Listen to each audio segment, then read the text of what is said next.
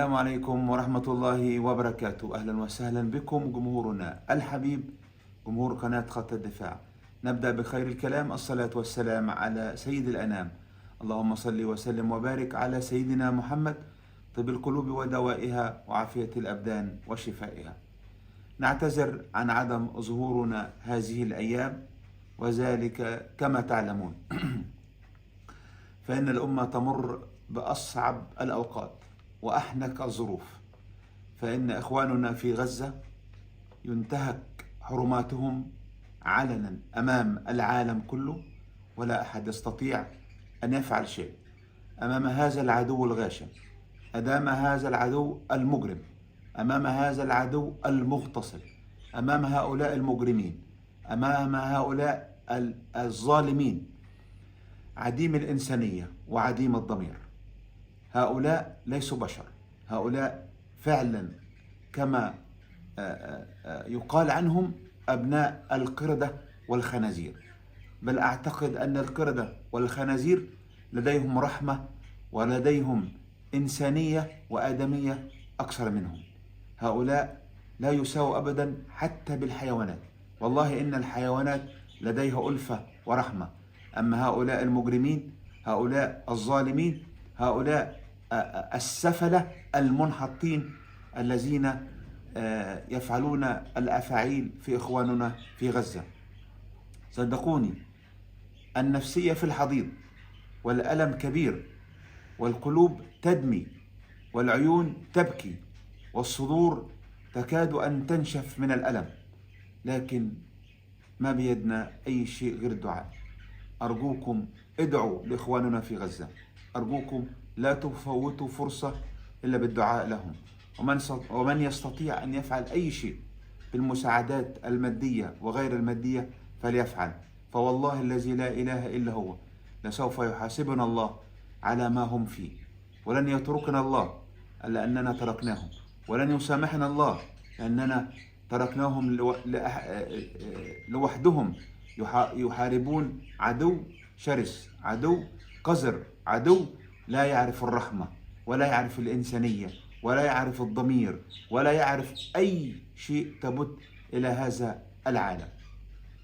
إخواننا في غزة كما ترون تضرب المستشفيات وأماكن الإيواء والمدارس والمنازل والمساجد والكنائس، وكل شيء، كل شيء يضرب، كل شيء ينتهك، كل شيء يدمر أمام هذا العالم الخسيس الذي يقف يتفرج ويضحك على ما يسير وما يتم في غزة. غزة هي رمز العزة فعلا، غزة رمز العزة. هؤلاء الرجال وهؤلاء الأبطال وهؤلاء الشرفاء وهؤلاء الذين المضحون للأمة، هم يضحون بكل ما يملكون من أجل الأمة، والأمة تتفرج عليهم. للأسف الشديد لا نملك أي شيء، لا نملك أي قرار، لا نملك أي شيء إلا الدعاء. فأرجوكم ادعوا إلى إخواننا في غزة في كل وقت وفي كل حين، ومن يستطيع أن يقدم شيء إن شاء الله زجاجة من الماء فليقدمها، لأنه سيحاسب على هذا يعني اللي احنا فيه. لما كنا بنقول ان صلاح لازم يطلع يتكلم، كان عندنا هدف ان محمد صلاح لديه جمهور عريض وناس تقتنع به وتصدقه. عندما كان يطلع او عندما كان يخرج او عندما نريد ان يتكلم، كان المفروض ان يخرج ويتكلم، لان كل العالم الان يرى الاجرام الصهيوني الكبير في بلادنا في فلسطين. العالم كله يرى ما يفعله هؤلاء أبناء القردة والخنازير، هؤلاء الصهاينة المجرمين في أطفالنا ونساؤنا وشيوخنا وأمهاتنا وأخواتنا في غزة. لذلك لما طلبنا محمد صلاح يطلع يتكلم كان عندنا حق، لأنه مسموع. مجرد فيديو تكلم فيه عادي، شوف كم مليون شاف هذا الفيديو. امبارح بنت على الحدود مع غزة مصرية اسمها رحمة تكلمت مع CNN وبس مباشر، وقالت لهم انتوا كذابين، انتوا بتنقلوا الصورة غلط لجماهيركم.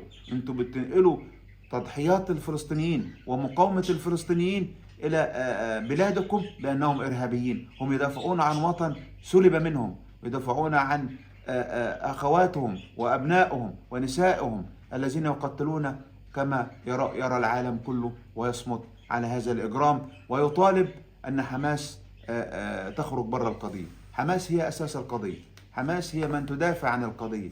هؤلاء المجرمين السفلة المنحطين لولا ربنا سبحانه وتعالى ثم حماس لكانت هذه القضية اندحرت وانتهت من زمان. كل الدعوات إلى إخواننا في غزة أن يرفع عنهم هذا البلاء، وأن يصبرهم، وأن يربط على قلوبهم، وأن ينصرهم على عدونا وعدوهم. اللهم انصرنا على عدونا وعدوهم، اللهم انصرنا على عدوهم وعدونا يا رب العالمين، آمين. لكن إن شاء الله سيأتي اليوم الذي ينطق فيه الحجر ويقول يا مسلم اقتل ورائي يهودي يعني يتخبى منك، اقتله فإنه ورائي.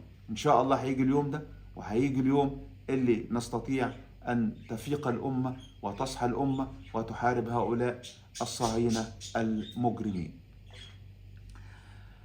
الأهلي بطل السوبر في كرة السلة أمس، السوبر المصري فاز على الزمالك 64-60 في مباراة عصيبة جدا.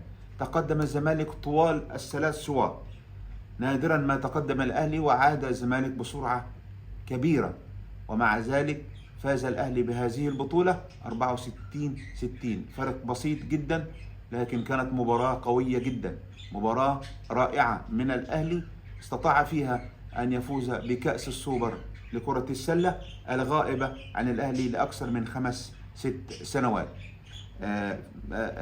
كل التحية والتقدير إلى لاعبي الأهلي على هذه المباراة اللي طبعا عوضوا فيها كأس العالم وعوضوا فيها البطولة العربية اللي ضاعت منهم. لابد أن نشكر جماهير الأهلي العظيمة في تنزانيا التي قدمت صورة رائعة للعالم كله تناشد فيه التدخل لإنقاذ إخواننا في غزة.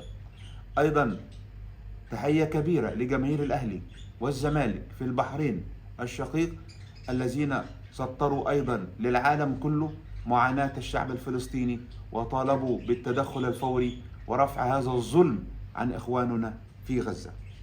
شكرا جماهير الأهلي وجماهير الزمالك. أيضا شكر موصول إلى جماهير أوساسانا الأسباني الذين قدموا أمس، كل الجماهير الموجودة في مباراة أمس علم فلسطين ورفعوا العلم ونددوا باللي بيحصل مع غزة ونددوا باللي بيحصل مع الفلسطينيين وطالبوا بالحرية إلى الفلسطينيين. شكرا إلى الجماهير الرياضية المحترمة المتفهمة التي تشعر بنا في منطقتنا هذه المنكوبة. الأهلي يتعادل مع سيمبا التنزاني 2-2 في مباراة كان كل شيء رائع إلى الأهلي إلا التهديف. الأهلي مهاجمو الأهلي استهتروا كثيرا في الشوط الأول، وكان بإمكان الأهلي أن يخرج الشوط الأول على الأقل 3-0، لكن تسرع لاعبين وتسرع مهاجمين الأهلي أضر بالفريق وعاد 2-2، والأهلي هو اللي عاد بعد أن كان متقدم 1-0.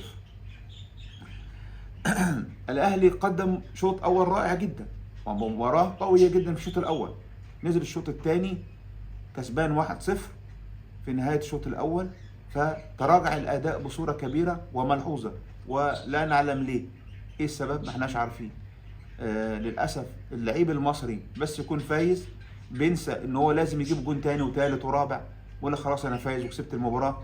ولما بتضيع فرص كتيرة كده في الشوط الأول مع فريق زي الأهلي، خلاص بيحس إن الفرقة اللي قدامه ضعيفة ويقدر يجيب جون في أي وقت، وده حقيقي. لكن كسبوا، تعادلوا وكسبوا، وكان ممكن يبقى فيه مشكلة لو جه جون ثالث، لكن الحمد لله استطاع الأهلي أن يتعادل ويرجع 2-2 من تنزانيا. الأهلي بدأ المباراة بتشكيل الشناوي، هاني، رامي، ياسر والدبيس، كوكا وديانج في نص الملعب، قدامهم قفشه. خط الهجوم كان تاو وكهربا ورضا سليم. محاولات خفيفة على المرمى في أول 10 دقايق من الأهلي، لكن الدقيقة 12 قفشة يلعب كرة لرضا سليم اللي بيعدي بسرعته ويعرضها لكهربا، المدافع أنقذها من قدام كهربا. الدقيقة 13 رامي ربيعة بيقطع كورة من ميكيسوني ويلعبها دوا لكهربا، رقص ترقيصة خلى الباك راح 3 كيلو في اليمين. حاجة حلوة، اقف على خش بقى بالكورة لقدام شوية، تسرع ولعبها بشماله لأنه كان عاوز يجيبه جون شكله حلو. خش وقف دقيقة بس بالظبط، أو أقل من دقيقة، دقيقتين، امشي 10 خطوات بس أو 5 خطوات وشوط على الجون، الكورة جون. فده تسرع لاعبي الأهلي، تسرع كهربا تحديدا، واستهتار كهربا وثقته زيادة في إنه هيجيب الجون، هيجيب الجون. في الدقيقة 16 كريم الدبيس يلعب كورة روعة لقفشة، يقف عليها قفشة ويلعبها لتو انفراد تام، لكن يخش تاو ورجله الشمال ويلعبها بصورة يعني غريبة جدا وبغرابة شديدة تضيع هذه الكرة. الدقيقة 18 أيضا سليم يلعب كرة انفراد لكهربا، عدى من الشمال ولعبها الكهربا، دخل كهربا فيه على طول، ما استناش ما وقفش، دخل شايط على طول غير متقنة بره الجول.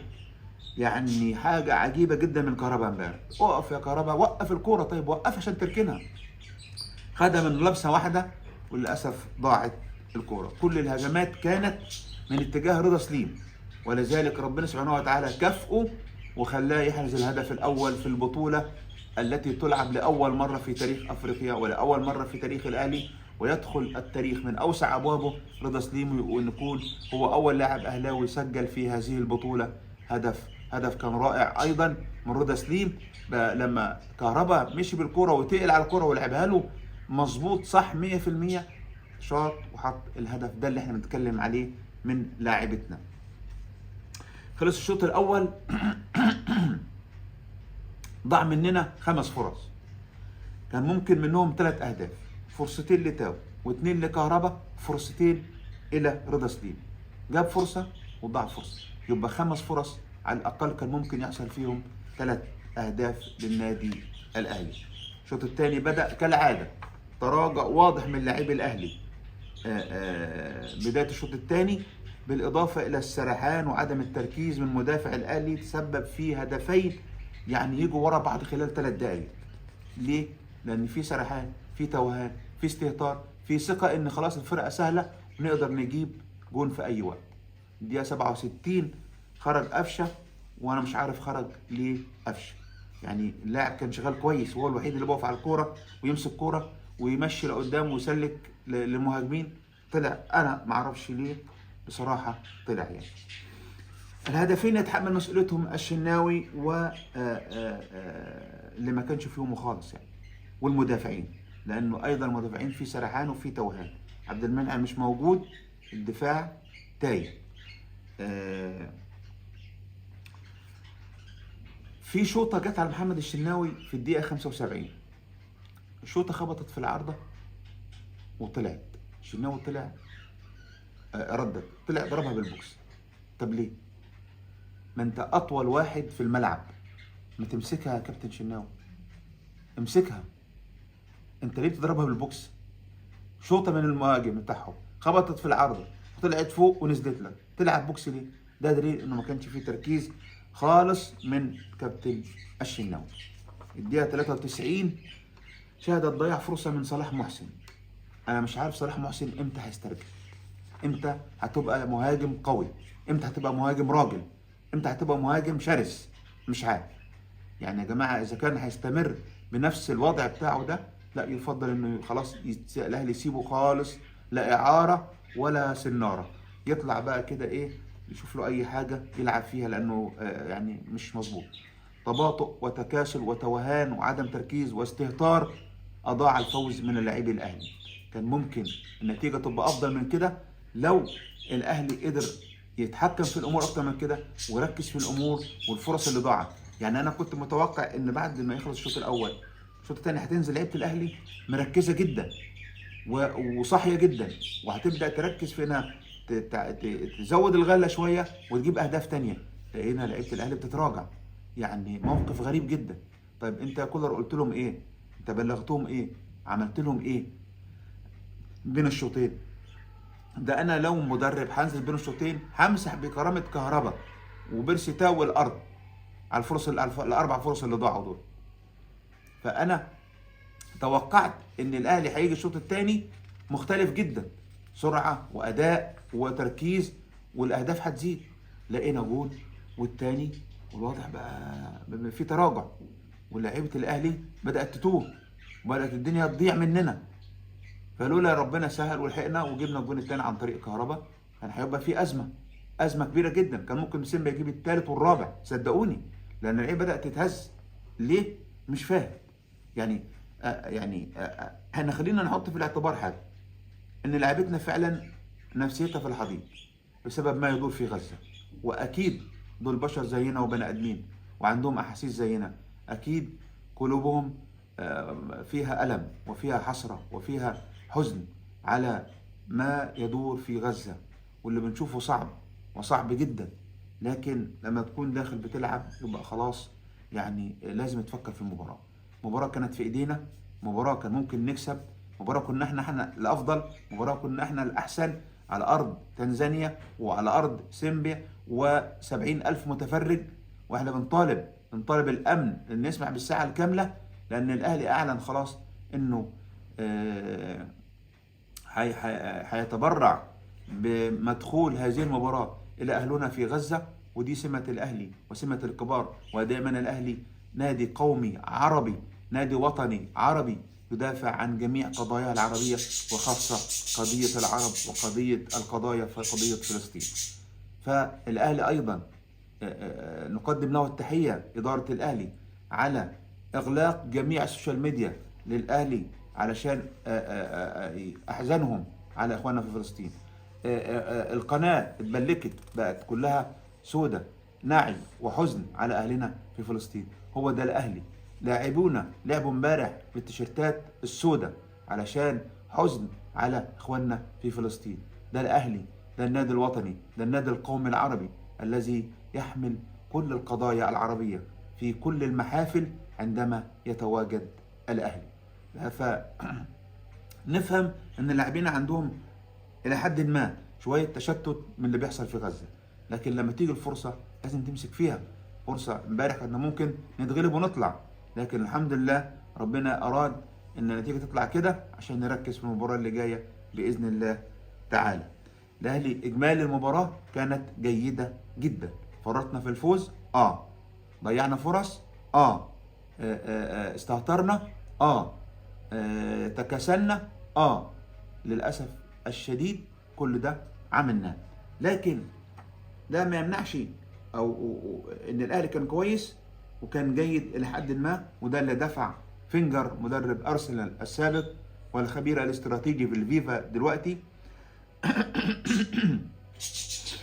انه يقول ان الاهلي فريق عظيم وفريق قوي وفريق يعرف ينتشر في الملعب وفريق يعرف كيف يبدأ وكيف ينتهي، وانه فريق محترم وفريق يجب ان يؤخذ في الاعتبار انه فريق يلعب كرة حديثة وكرة عظيمة جدا. وكان يجب عليه ان كان لازم النهارده يطلع فايز لولا اهدار هذه الفرصة. ينقص الاهلي فقط ان يركز في الفرص الضائعة منه، او يركز الفرص التي تتاح له. ده خبير اجنبي وانتم عارفين فينجر وقوته. كهربا لازم يركز شوية في أهدافه وفي هجماته وفي اللي ممكن تتاح له في خلال الملعب. كهربا مش كل مرة هتجيلك فرص زي دي، مش كل مرة هيجيلك أهداف حلوة كده، مش كل مرة هيجيلك انفراد كويس كده في فرقة هتبقى أصعب من سيمبا التنزاني. لذلك يجب أنك تخلي بالك من الأمور دي. صلاح محسن، لو أنت هتفضل بالدلع ده وبالميوعية ده فلا، امشي أحسن. احنا مش ناقصين، عندنا بطولات قوية، عندنا مذبحة كروية، عاوزين ناس تخلص. قفشة لازم ياخد فرصته، الراجل بيأدي كويس ولما بينزل بيأدي كويس وبيعمل شغل كويس. عبد القادر لازم ياخد فرصته. ليه ما لعبش امبارح عبد القادر؟ انا ما اعرفش. لو في حاجه بين كولر وعبد القادر لازم تحل وبسرعة. طاهر مش عارف بينزل، انا ما بحسش ان طاهر نزل. كل تغييرات طاهر لما بينزل ما بحسش ان هو نزل خالص. طيب الحكام الافارقه عاوزين ايه من الاهلي؟ هل هناك توصيات من الكاف ضد الاهلي مع الحكام؟ هل لجنه الحكام بتوصي الحكام انها تتعنت مع الاهلي؟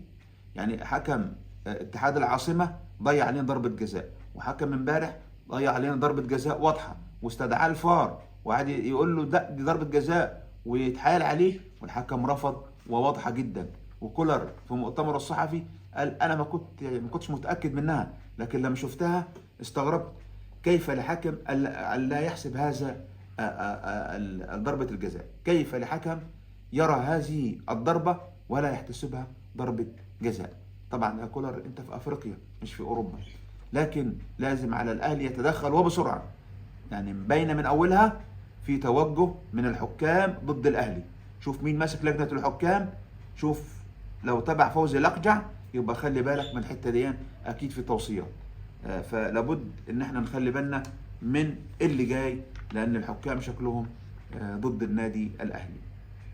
فوز لبيب برئاسة الزمالك وقائمته، والاهلي يرسل الى ادارة الزمالك الجديدة الورود ويهنئهم ويتمنى عودة الزمالك الى البطولات، وان يعود الزمالك الى عهده السابق، وان يكون هناك احترام متبادل بين القلعتين الكبار في مصر، ونتمنى ذلك. وشكرا لإدارة الأهلي على هذا التوجه الرائع الذي قدمته إدارة الأهلي لإدارة الزمالك الجديدة. نتمنى من إدارة الزمالك أن تتعامل مع الأهلي بنفس الإدارة وبنفس الرقي وبنفس التعامل الراقي الذي يقدمه الأهلي لهم. دي تعتبر صفحة جديدة، نتمنى أنها تكون جديدة فعلا. إلى هنا نكون انتهينا من هذا الفيديو، وسامحونا أننا تأخرنا عليكم كثيرا، لكن صدقوني الأحزان كبيرة والقلوب مليئة بالأحزان، وعيوننا لم تقف عن الدموع على إخواننا في غزة.